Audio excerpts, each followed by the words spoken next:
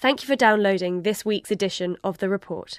In this programme, Mark Dowd travelled to Argentina to investigate the truth about Pope Francis. Nuestro querido Francisco Jorge Bergoglio, el Papa, nuestro querido Francisco. It's Palm Sunday in Buenos Aires, and here at the Church of San Jose de Flores, the massed congregation are commemorating Jesus' triumphant ride into Jerusalem before his betrayal and crucifixion. But this year, feelings are riding higher than ever, because this place is home to Pope Francis, the first Jesuit pontiff and also the first Latin American leader of the Roman Catholic Church. For the past few weeks, papal fever has been dominating radio phone-ins and the press here. But it's all very bittersweet, because underlying the celebration lies a series of searching questions about Pope Francis's role here as a religious leader, and whether or not he was complicit with the state terrorism of a military dictatorship back in the 1970s. So in the report this week, what's the truth behind the man, Bergoglio? Since his election a month ago, supporters of the new Pope have been enjoying the fruits of positive media coverage, much of it based on eye-catching photo opportunities. But other stories have also emerged, which have put the Vatican on the back foot, such as his treatment of two fellow Jesuit priests back in the 1970s. Bergoglio started a campaign saying they were terrorists and that they had strong links with subversive groups. And in recent days, accusations that he may have been an unreliable witness in a court case which investigated atrocities under Argentina's military dictatorship. I consider that it's clear that he lied under oath. Those are very strong words. Yes.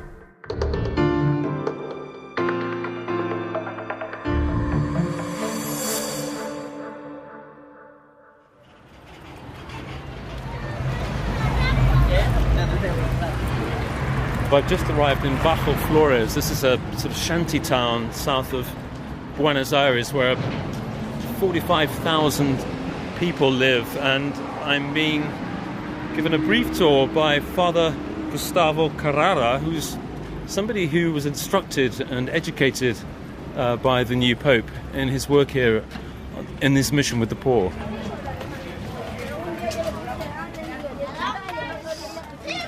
Hola, buenas tardes. ¿Te gustaría hacer una entrevista con la BBC? No. Pope Francis says he wants a poor church for the poor, and this is a place he knows well. He's come here many times, often incognito, just to chat to locals. But he's not just talk. His presence has made a material difference. The local priest showed me round the community centre. Vamos a ver es la Escuela de Artes y Oficios, ¿sí? Por ejemplo. We're going into this room, and it's like a carpenter shop. There's about 10, 15 young people here learning to be carpenters, joiners, and people in this building learn to be artists and decorators and plumbers and mechanics. Until recently, this place was a hollow shell, but the Cardinal pledged financial support. Within a short time, he'd sent them a cheque for £130,000. But Bajo Flores casts a long shadow over the new Latin American Pope and has raised questions about his integrity, which I'm determined to get to the bottom of. Back in 1976, after Father Bergoglio had been made Jesuit Provincial, the most senior position in the Society of Jesus in Argentina, the country underwent a coup that ushered in a brutal military dictatorship.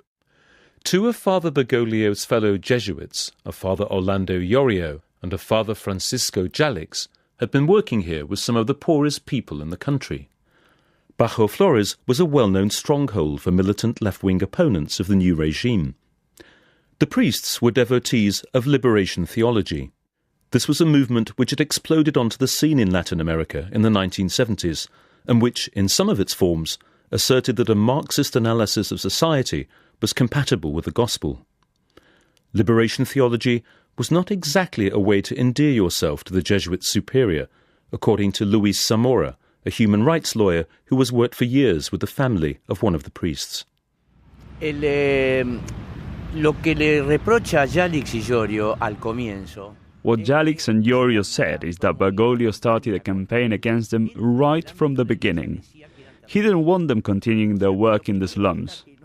They said that not only did he denounce them, didn't protect them, but that Bergoglio started a campaign saying they were terrorists and that they had strong links with subversive groups.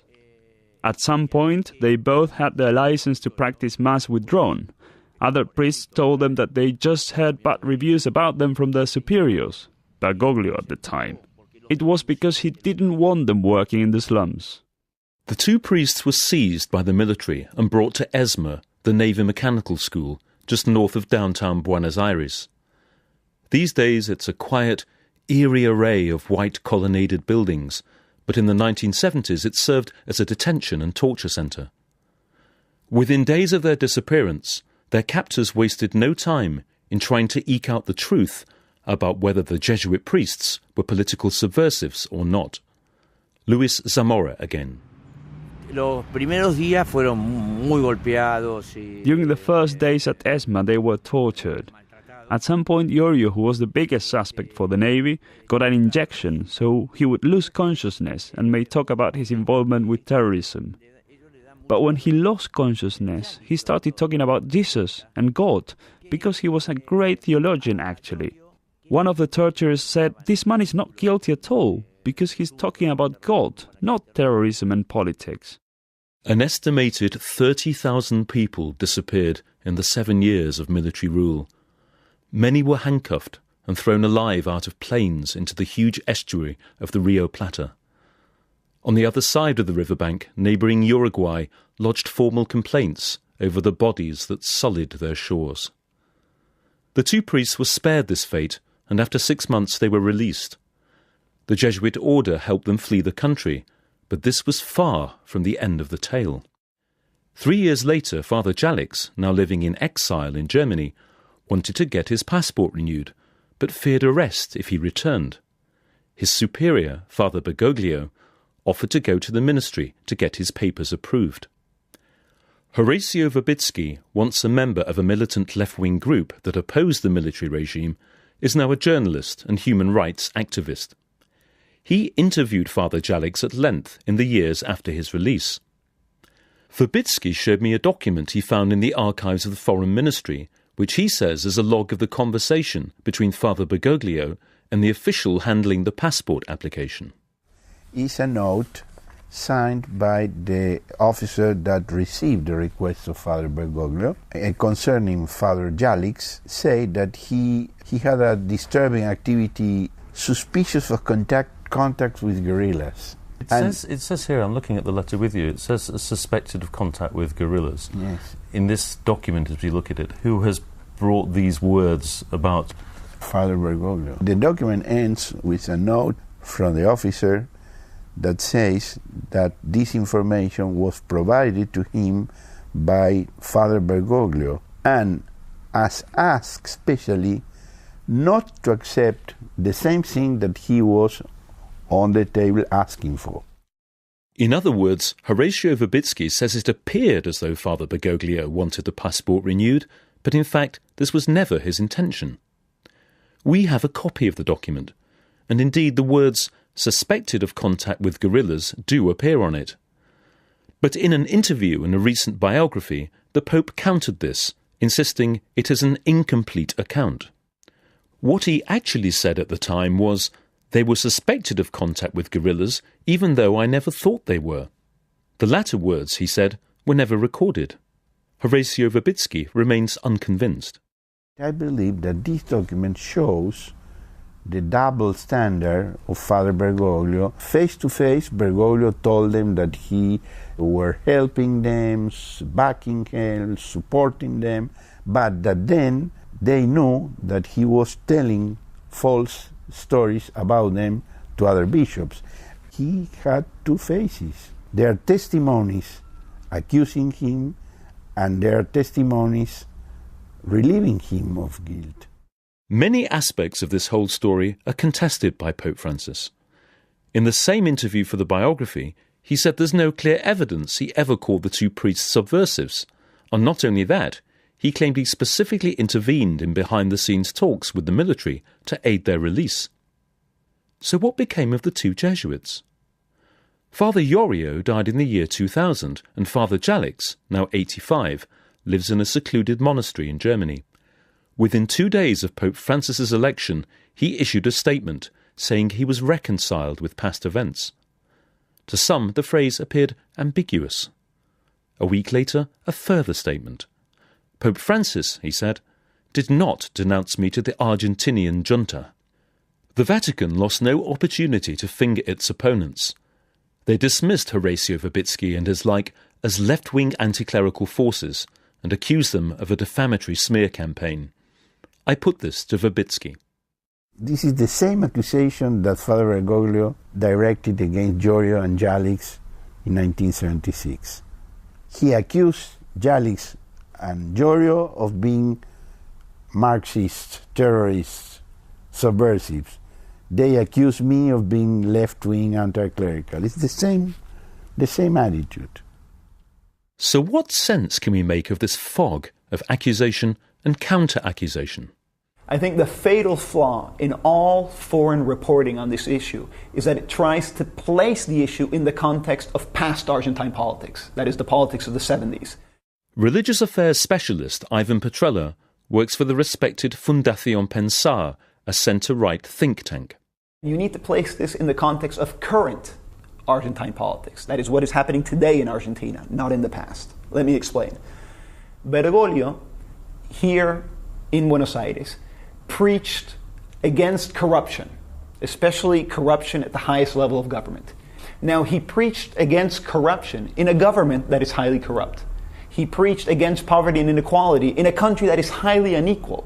So that message is obviously very threatening. He requested in 14 different occasions meetings with President Cristina Fernández de Kirchner. In all 14 occasions, those meetings were rejected.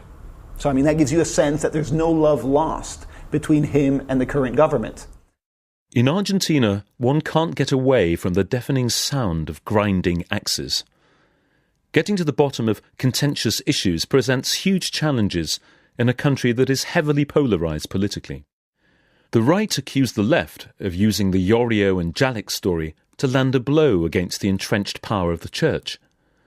Despite its status as a democracy, the left bemoaned the lack of transparency and openness in modern Argentina, which means that access to information that may be in the public domain in other countries often remains elusive. In spite of all this, the vexed questions around the Church's alleged complicity with military dictators is an issue that simply refuses to go away.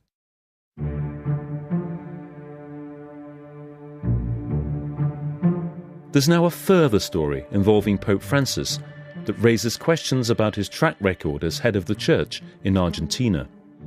And it centres on perhaps one of the most grisly and shocking aspects of the 7-year so-called Dirty War. Hundreds of pregnant women, purported left-wing activists, were seized, and after they gave birth, they were swiftly murdered. Their babies were handed on to families friendly with the military junta.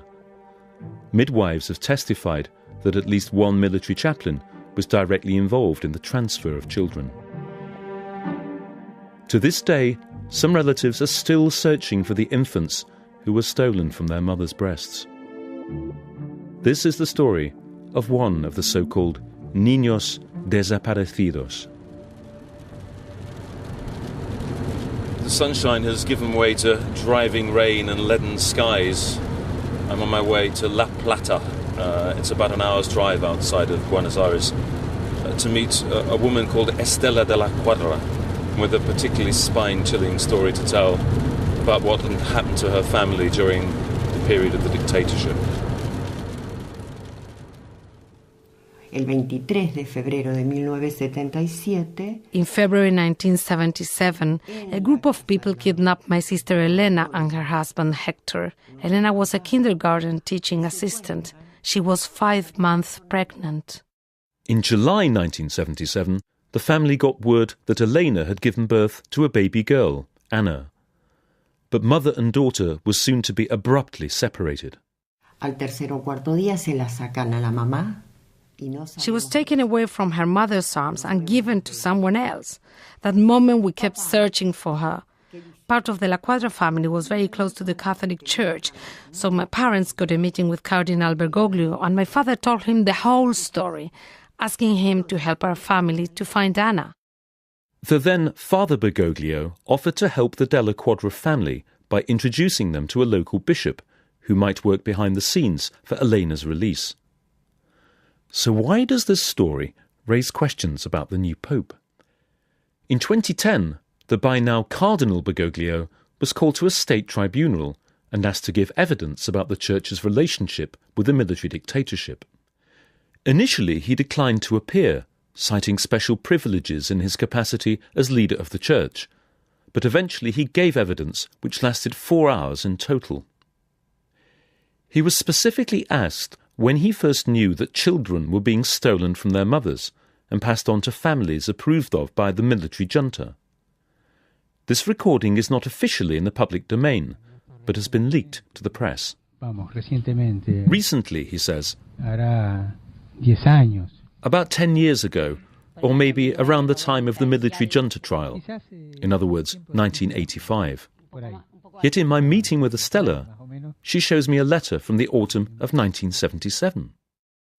We've got the letter here in front of us. I can see at the top in the left-hand corner, it just says from the provincial of the Society of Jesus. It's dated San Miguel, that's the base, the Jesuit base, on the 28th of October 1977, and the signature at the bottom is very clearly from Jorge Mario Bergoglio. And so what does the letter say? Simplemente nombra a mi padre con su nombre completo. Dear Monsignor Picci, I am going to the trouble of introducing Mr. Roberto Luis de la Cuadra, with whom I had a conversation at the special request of Father Arrupe. He will explain to you what it is about, and I would thank you for all you are able to do. Don't forget me in your prayers. Jorge Mario Bergoglio. The text of this letter says nothing about the specifics of Elena's case and her missing child. However, there was a further court hearing, this time in 2011, which specifically examined the issue of stolen children. This time, the present Pope was allowed to provide written evidence. I have acquired this testimony, and in it he's asked specifically about the Della Quadra case. We've voiced his words. I knew that Senor de la Cuadra had a daughter who'd been abducted. I don't recall if he told me she was pregnant. He was further asked if he was aware if the Catholic Church had, during the time of the junta, or indeed currently had, any special committee looking into the cases of the missing children. He responded, I don't know if the hierarchy set up such a committee, but it's possible a group of lay people or a religious community did so, or is currently carrying this out. I don't know. Estella remains unconvinced by the Cardinal's assertion that he knew nothing about missing children, such as her niece Anna. ¿Dónde? Entre muchas otras cosas, esto es importante, ¿dónde están? She's just taken now this amazing archive of newspaper articles from France and from Brazil, from other countries, all dating from 1979, so in fact, right in the middle of the dictatorship. ¿Dónde? En Francia. What strikes me here, we've got a French newspaper headline from Thursday the 20th of September 1979. It talks about a list of 45 children and 57 pregnant women, which is published. What Estella is saying is that it's inconceivable that this wouldn't have come to his knowledge.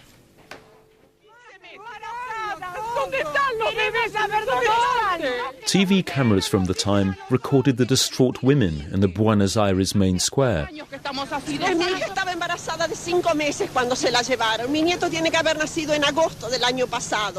This woman tells the reporter her daughter was 5 months pregnant when they took her away. If Father Bergoglio had opted for the life of a recluse, one might understand how all this media coverage might have passed him by. But he belonged to the Jesuits, an order renowned for their hands-on engagement with the world. Investigative journalist Horacio Verbitsky says there's only one conclusion possible. I consider that it's clear that he lied under oath. Those are very strong words. Yes. Why do you say he lied? Because he said that he never knew of the kidnapping of babies of the disappeared up to the ending of the dictatorship.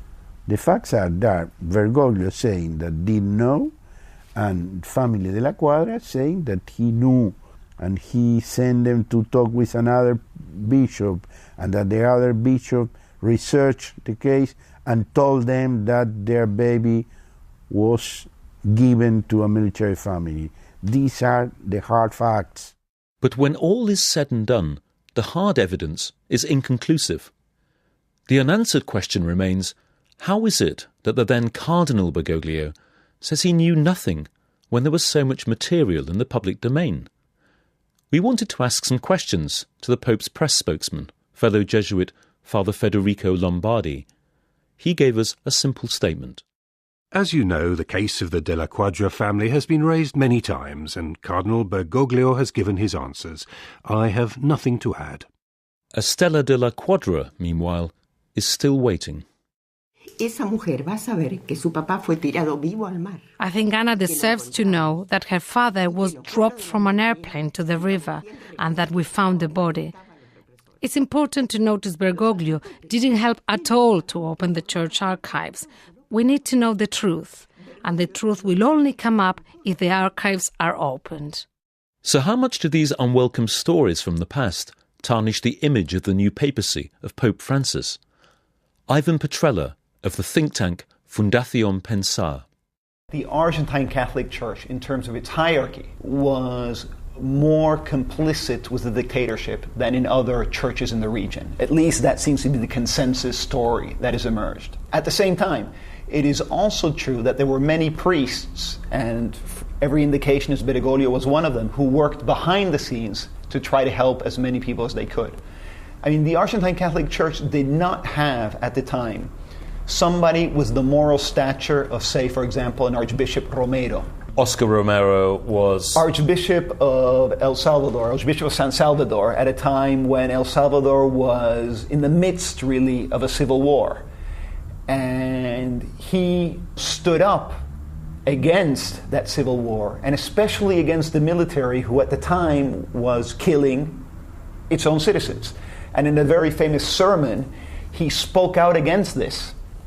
1 or 2 days later, he's assassinated while saying Mass. So, we did not have that in Argentina. And in fact, you didn't have that outside of El Salvador. At the same time, Romero got himself killed. And to openly play a Romero role would have, I think, most certainly been a death sentence. You mentioned Bergoglio there. In simple terms, on a score of 0 to 10, where 0 is that he's completely complicit and did nothing, and 10 is this man intervenes for everybody, where does he figure on that spectrum for you? 750. If a 10 is a Romero, Bergoglio was not a Romero. And then again, very few people were throughout the region. Last year, Cardinal Bergoglio did issue a formal statement on behalf of the Argentine Church, asking for the forgiveness of everyone it had failed or hadn't supported. The bishops, however, denied claims that the Church was complicit in any human rights violations. But what of the current Pope's own personal role? Supporters say he was far from inactive during this period. He is said to have provided shelter for 2 priests at the Jesuit study house in Buenos Aires, and there's even his own tale that he gave his identity papers to a man fleeing the country to Uruguay, though no one has come forward so far to confirm the veracity of this story. Ernesto Giobando is a senior Jesuit in Buenos Aires, now responsible for making the world more aware of the new Pope's preaching and theology. Yo creo que de la Iglesia en algunos hechos ha quedado ya suficientemente claro. It's clear now that Father Bergoglio did not collaborate with the dictatorship. He helped many people during those years. From my perspective, I have to say that those were very difficult years even for the Church. There were also strong statements by the Church against dictatorship. Of course, there was silence too. I think Father Bergoglio was a real supporter of democracy and wanted dictatorship to be over in Argentina. The Vatican is understandably very sensitive about how the world views the early stages of Pope Francis's pontificate. I've been told about a series of high-level meetings with Jesuit superiors in Rome. It's been made clear that now would not be a good time for any of the Pope's former Jesuit colleagues to voice any differences of opinion they had with him during his time in Argentina. Since his election a month ago, the Pope's press handlers certainly have had no shortage of good news stories to share with the international media. His man-of-the-people image was further enhanced when it transpired he had phoned directly to a news vendor's kiosk back home to cancel his papers. This is not pure PR fluff, say the Pope's devotees. It's rooted in years of modest living.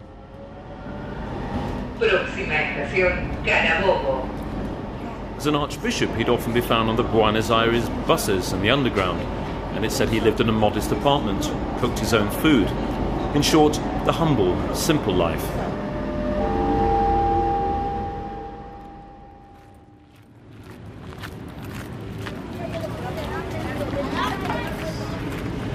Back in the shantytown of Bajo Flores, where those two Jesuit priests were abducted, the community priest, Father Carrera, acknowledges that under military rule, the then Father Bergoglio did not always find it easy dealing with the realities of political power.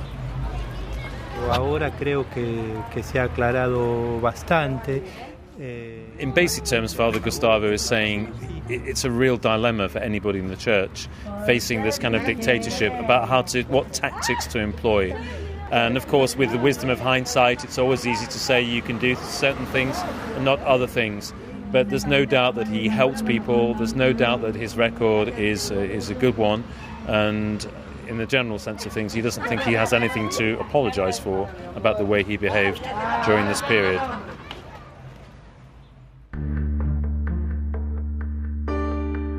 Three days after he was elected, Pope Francis met with journalists from all over the world. In his address, he said, "Always try to better understand the true nature of the Church, and even its journey in the world, with its virtues and with its sins." Virtues and sins. Both can define the image of the Church. Many have enthusiastically embraced the first Latin American Pope. He brings to the chair of St. Peter values shaped by his own testing experiences of dealing with one of the most brutal regimes in history. The world waits to see how his papacy will evolve, but perhaps it can never truly come into its own until the ghosts of the past have been put to rest.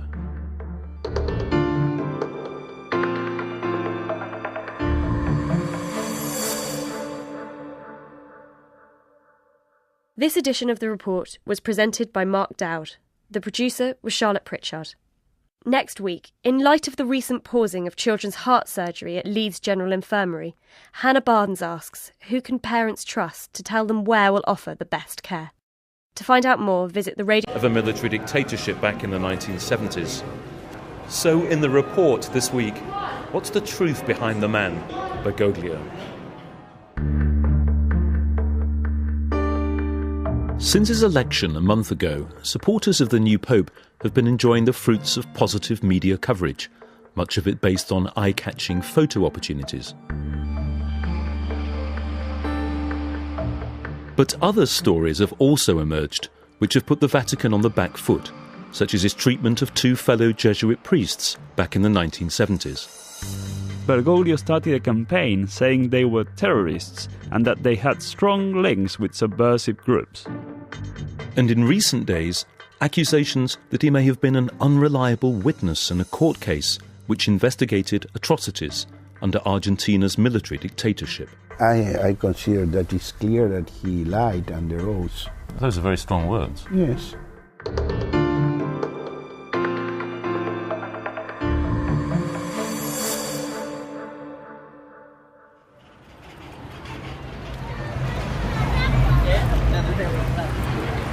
I've just arrived in Bajo Flores. This is a sort of shanty town south of Buenos Aires where 45,000 people live, and I'm being given a brief tour by Father Gustavo Carrera, who's somebody who was instructed and educated by the new Pope in his work here in his mission with the poor.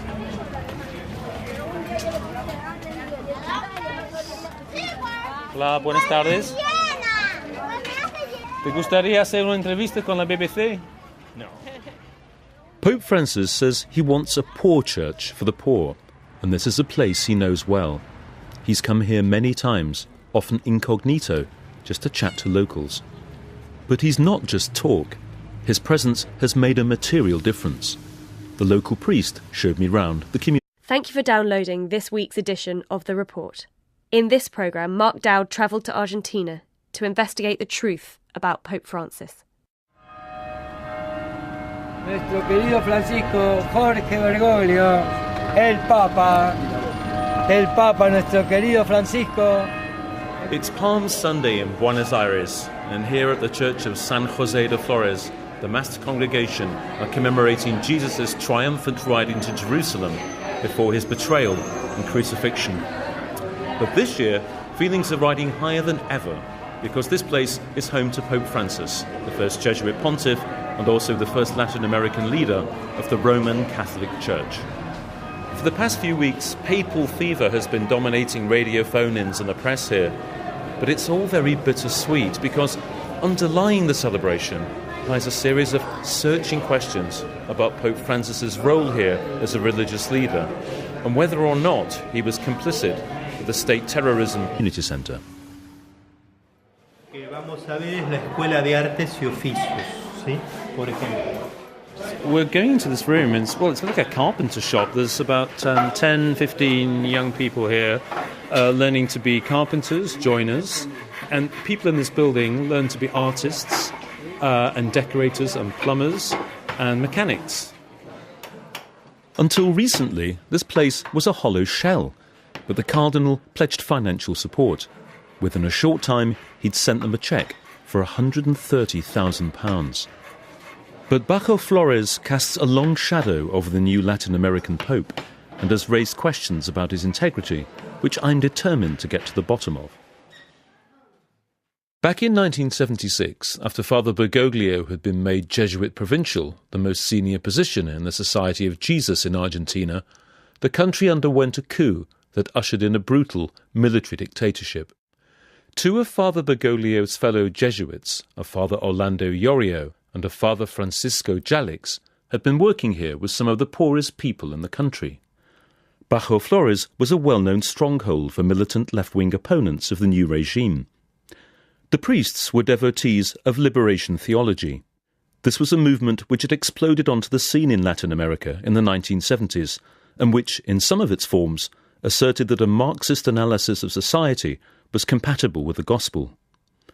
Liberation theology was not exactly a way to endear yourself to the Jesuit superior, according to Luis Zamora, a human rights lawyer who has worked for years with the family of one of the priests. Lo que le reprocha a Jalix y Yorio al comienzo. What Jalix and Yorio said is that Bergoglio started a campaign against them right from the beginning. He didn't want them continuing their work in the slums. They said that not only did he denounce them, didn't protect them, but that Bergoglio started a campaign saying they were